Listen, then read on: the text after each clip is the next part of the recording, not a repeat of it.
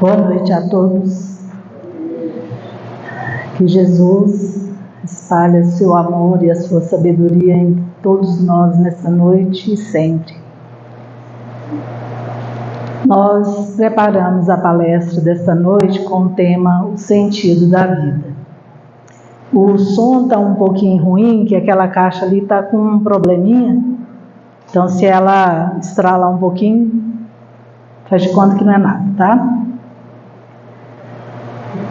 A bibliografia que nós pesquisamos foi no site do Momento Espírita, momento.com.br, no livro Um Sentido para a Sua Vida, da Marina Mahler, e no Evangelho segundo o Espiritismo. Então, o tema que nós escolhemos para esta discussão, nessa noite, é o sentido da vida. Um tema muito discutido, porque muitas vezes nós nos perdemos no caminho sem saber qual é o valor e qual é o sentido desta vida onde nós estamos no planeta, Porque a gente olha por todo esse mundo, a nossa cidade, estado, país, o planeta em geral, e nós vemos que reinam ainda muito sofrimento, que reinam ainda muita incompreensão, muita dor, muita necessidade de todos os matizes. Necessidades físicas, necessidades materiais, necessidades morais e espirituais. E preocupados com este quadro que nós visualizamos, nós procuramos incessantemente o remédio para os nossos males. Cheios de dores e de incertezas pelo futuro, sem termos um sentido para nossas vidas, erguemos os olhos aos céus em busca da verdade. Pedimos à ciência e à religião os seus ensinamentos, os seus apontamentos. Mas a natureza muitas vezes parece muda e as respostas pouco satisfazem o nosso coração e os nossos sentimentos, principalmente a nossa razão. Os estudiosos, com a visão diferente do mundo e da vida, através da filosofia em que se baseiam as leis superiores de justiça, de perdão, honestidade e amor, tentam despertar em nossos corações a fé verdadeira e um sentido mais nobre para a vida. Deixemos, pois, a nossa cegueira espiritual, tentando alcançar um nível espiritual mais elevado. Mas como é difícil, algumas vezes, ter resposta para tantas perguntas que muitas vezes assolam o nosso pensamento. Ter resposta para essas perguntas que nos surgem muitas vezes do nada, onde nós estamos às vezes esperando em uma fila de supermercado, de banco, ou às vezes quando a gente para num sinal, muitas vezes quando a gente está dentro de um ônibus, esperando para chegar ao trabalho, o nosso pensamento divaga. E muitas vezes as perguntas que mais nos preocupam e que vêm à nossa mente é que onde que está Deus neste momento em que não dá um sentido para a nossa vida, Esses pensamentos ficam rondando na nossa mente, não é num só dia ou num só momento, muitas vezes por muito tempo, mas muitas vezes nós desistimos delas, ou então nós guardamos elas no baú, bem lá no fundo da nossa mente, da nossa memória, deixando passar. Quem de nós, que nunca se perguntou por que que nós nascemos em situações tão diferentes. E quanto às nossas capacidades, será que Deus nos criou assim tão diferentes uns dos outros? E por que Ele permite haver aqui na Terra umas pessoas com tanto e outras com quase nada, com tão pouco? Ou ainda, por que que as pessoas sofrem, as pessoas boas sofrem, passam por provas difíceis, por dificuldades, por dores físicas? Se Deus é soberanamente bom e justo, se Deus é, na profunda síntese do evangelizador, amor, qual a razão disso tudo? Qual o sentido de todas essas coisas aparentemente incoerentes? Na verdade, quando essas perguntas nos surgem, é a nossa intimidade buscando respostas para um sentido na vida. São perguntas que a filosofia vem fazendo desde há muito tempo e que refletem o anseio que cada um de nós tem dentro da nossa intimidade, traz consigo muito profundo. Afinal, qual o sentido da vida? Por que nós estamos aqui? Deus, ao nos matricular nessa escola da vida, deseja que o aprendizado aconteça livremente. Como todo pai que matricula seu filho na escola, ele espera que nós aprendamos a lição. Nos bancos escolares, nós nos matriculamos para aprender a escrever, a manipular os números, somar, dividir, ter noções de física, de química e de tantas outras ciências que estão aí como matérias didáticas. E na escola da vida, o que temos a aprender? Jesus, no seu profundo entendimento das leis de Deus, nos afirma, ao nos ensinar que o maior mandamento da lei do Pai é o do amor. Assim podemos entender que quando matriculados na escola da vida, na escola que Deus nos oferece, Ele espera de nós essa única lição: aprender a amar. Dessa forma, todas as oportunidades que a vida nos oferece são oportunidades para aprendermos a amar. Seja na situação financeira difícil ou no físico comprometido, estão aí para nós as melhores lições para amar. A doença que nos surge de maneira inesperada é o convite à resignação e à fé. O chefe difícil e intempestuoso que nos convida à compreensão. O filho exigente é a oportunidade de paciência e de desvelo. O marido tirano, a esposa intransigente, são portadores do convite à humildade e à compreensão. A cada esquina, o que a vida nos oferece, seja de forma como ela nos oferece, sempre traz consigo a oportunidade de aprender a amar. E aprender a amar se faz no exercício diário desse sentimento, desdobrado nos inúmeros matizes que ele guarda em si, nas mais variadas virtudes que ele permite ser vivido. Seja onde a vida nos colocar, no corpo doente, no lar carente, na família difícil, ali estará a nossa melhor lição para amar. Tenhamos sempre em mente que o maior sentido da vida é conseguir entender e perceber o que ela nos guarda.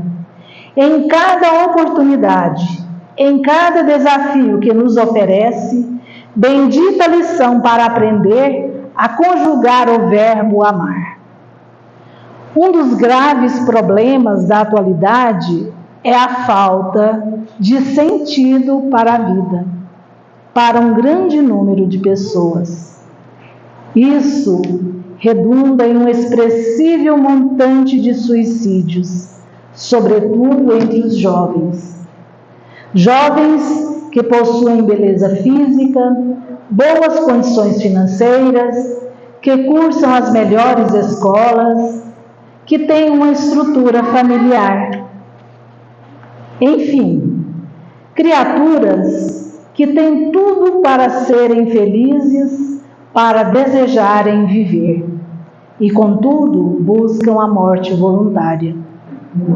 Se passarmos a nos importar com o semelhante, com quem caminha ao nosso redor, encontraremos o sentido da vida, pois sempre haverá uma lágrima para enxugar, um coração para consolar, alguém para agasalhar, um carinho para dar.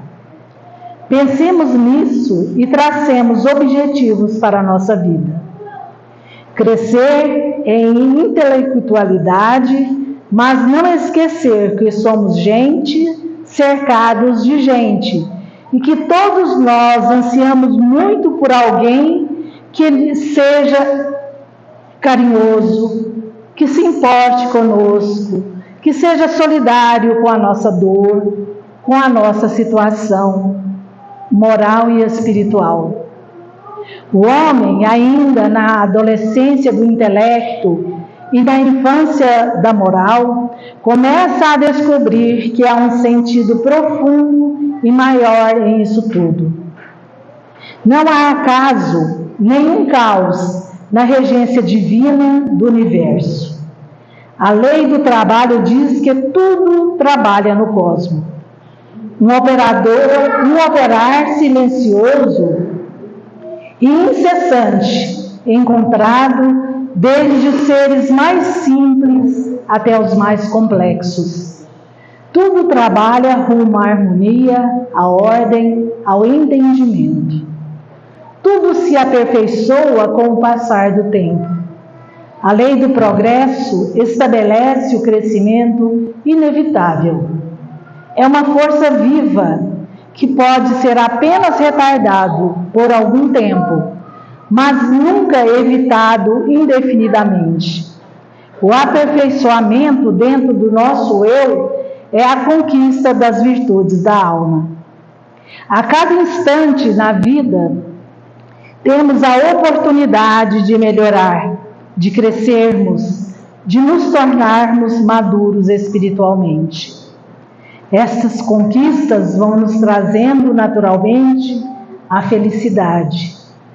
A felicidade, essa tão falada felicidade sonhada por todos nós, ela é a soma das perfeições alcançadas pelo Espírito.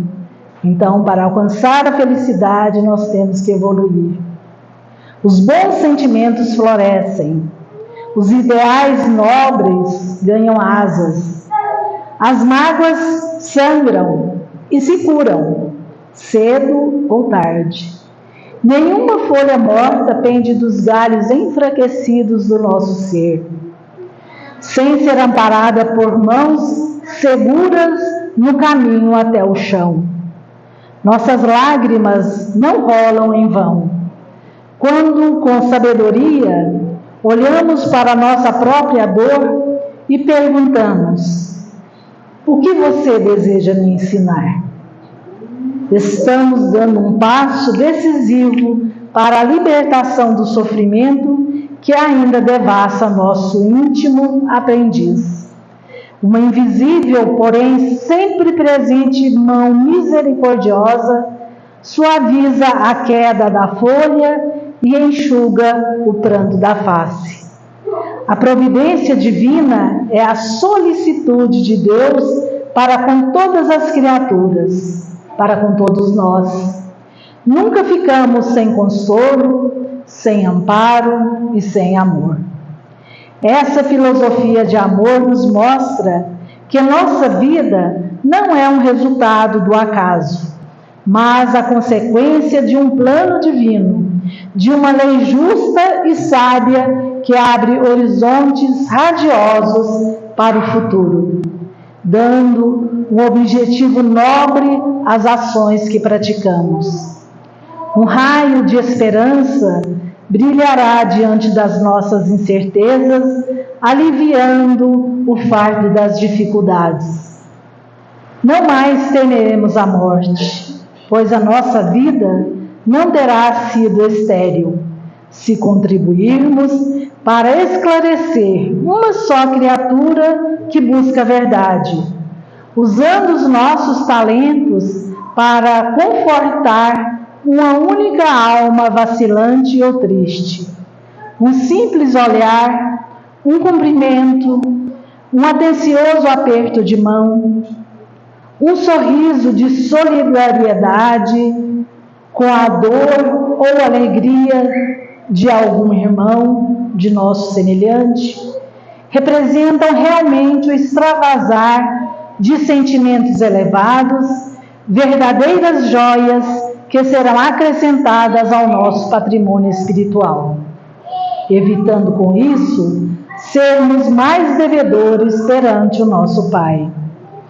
No Evangelho segundo o Espiritismo, no capítulo 15, o apóstolo Paulo nos aconselha que agradeçamos a Deus que nos permitiu viver na luz do Espiritismo.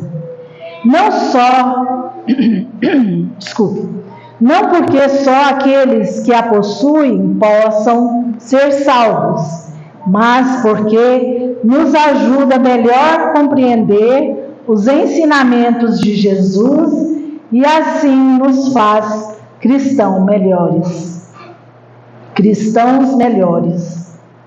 Pois todos aqueles que praticam a caridade são discípulos de Jesus em qualquer culto ou religião que pertençam.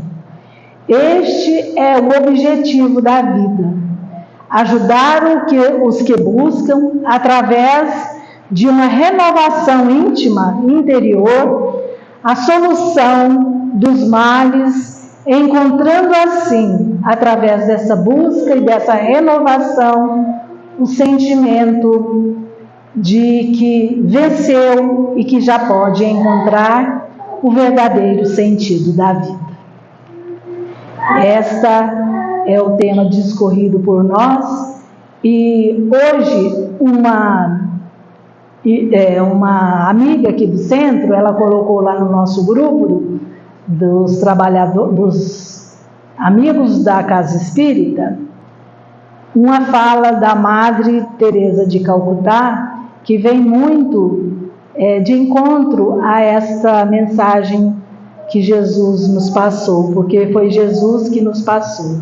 Nós apenas usamos a nossa voz, usamos a nossa boa vontade para discorrer para vocês.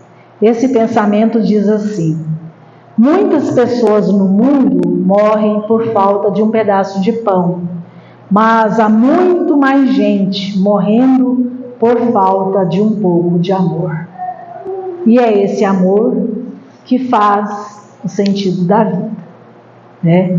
Então, que Jesus possa nos ensinar a cada dia, né, a buscar esse verdadeiro sentido, esse amor que vem dele para nós e que nós podemos doar a todos os nossos irmãos, a todos os nossos semelhantes, amigos, inimigos, da forma de solidariedade, né, de fraternidade, porque todos somos irmãos, e que possamos, através desse amor, encontrar um sentido para a nossa vida, podendo transmitir àquele que não, muitas vezes ainda, tem esse despertamento para as verdadeiras verdades da vida.